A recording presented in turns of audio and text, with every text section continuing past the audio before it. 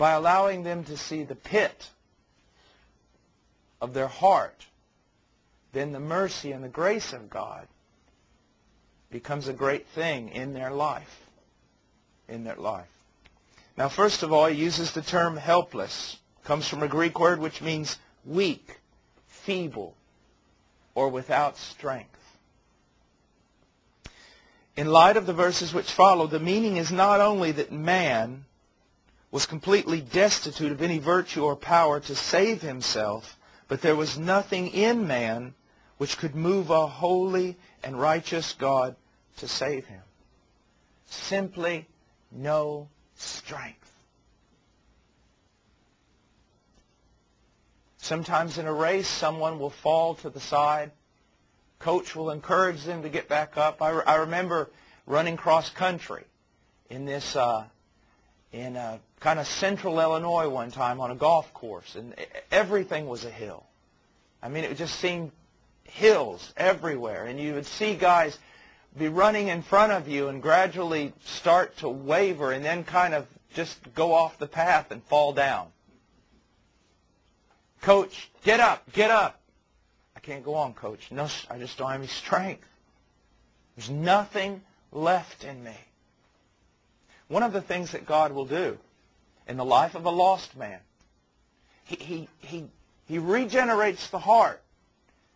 He has to do supernatural things for that man to be saved, but many times God will use practical means to do that, to bring the man to certain points. He will allow a man to wear himself out. He will allow a person, pharisaical, and believing that somehow they can save themselves by their own means, he will allow them to wear themselves out to the point where they no longer trust in themselves, where they realize, I can't go on, I can't do this. They'll beat their head against a rock of granite until finally they say, I give up. I'm helpless. This is a truth that someone must understand before they can be saved. I am helpless. I cannot. It's the difference between the tax collector and the Pharisee. The Pharisee could do it all. The tax collector could do nothing. Therefore, one walked away justified and the other condemned. Helpless.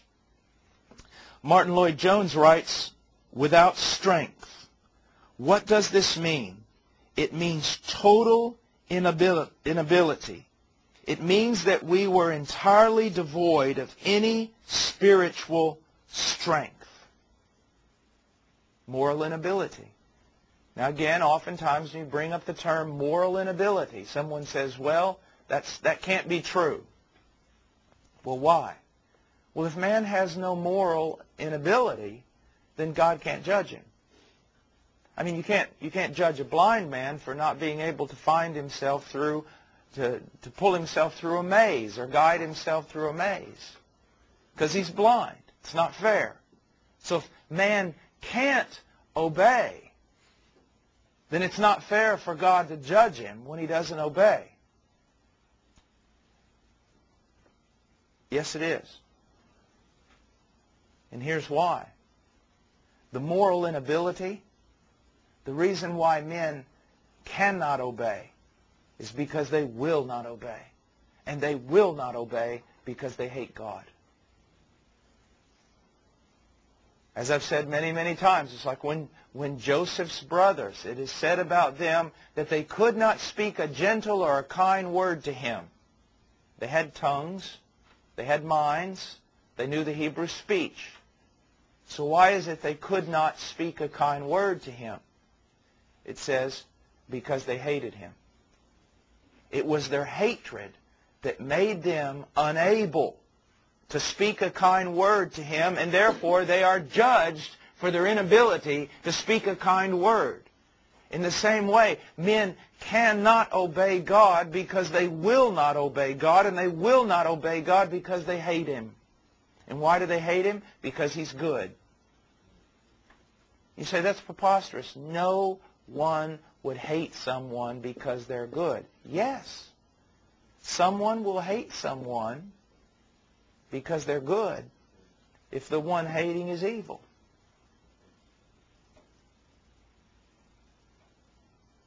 It's like you've possibly heard maybe a bitter elderly woman saying, you know, I know she said that about me 25 years ago, but I just can't forgive her. Well, yes, you can forgive her. You won't, because of the animosity and hostility in your heart. And so you're judged. A political prisoner is in the cell, and all of a sudden the king against whom he has railed comes down, puts in the keys, throws open the cell door, and says, come out, you're free. All you have to do is bow to me. Now the man can go home. He can restore his family. He can begin to live again. Or he can stay in that prison until he dies. But because of the animosity in his heart, he says, I cannot bow my knee to you. Now, cannot is not really true unless he's got arthritic knees or something. The problem is not cannot. The problem is I will not. Now, Matthew Henry writes, we were without strength, in a sad condition, and which is worse, altogether unable to help ourselves out of that condition, lost in no visible way for our recovery, our condition deplorable, and in a manner desperate.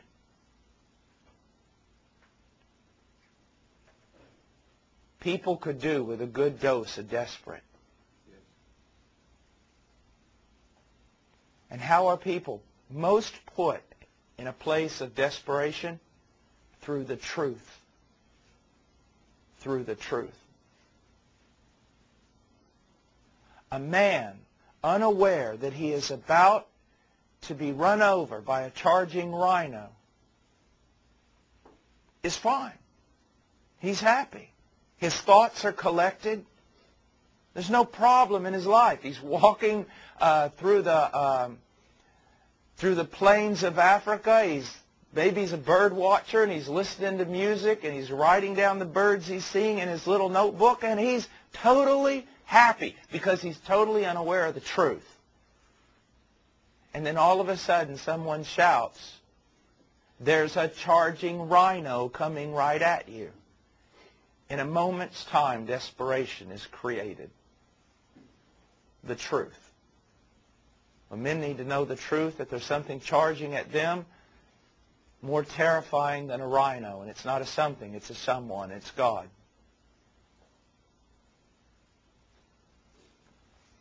Robert Haldane writes, this introduces the proof of the love of God.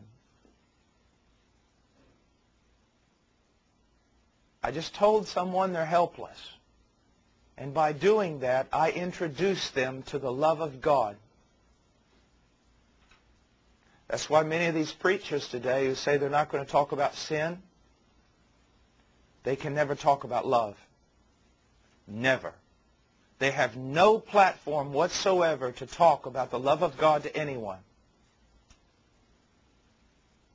Because the love of God is most manifest in its nature of being unconditional. We're not surprised at love deserved, are we?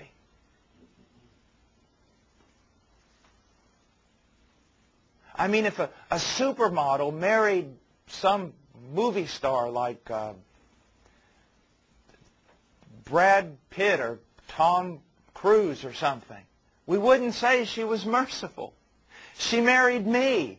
It'd be a whole different story. You would say, behold, what manner of love is this? What mercy, what pity, what compassion. Is she blind? In the same way, we can't introduce the love of God apart from speaking about the depravity of man. That's why, and it always happens, you can get a preacher stand up and preach in a church about the radical or total depravity of men. And some of the people in the church will be so mad they can't even walk out to the parking lot without falling down. And yet others are as happy and giddy as a 16-year-old schoolgirl on her first date. The difference between the lost and the saved. Those saved know something. That in the pitch blackness of my sin, Jesus Christ is that much more magnified. Robert Haldane again. This introduces the proof of the love of God. Christ died for us while we were unable to obey Him and without ability to save ourselves. So we see it's not Christ coming to us, come along now, I'll help you.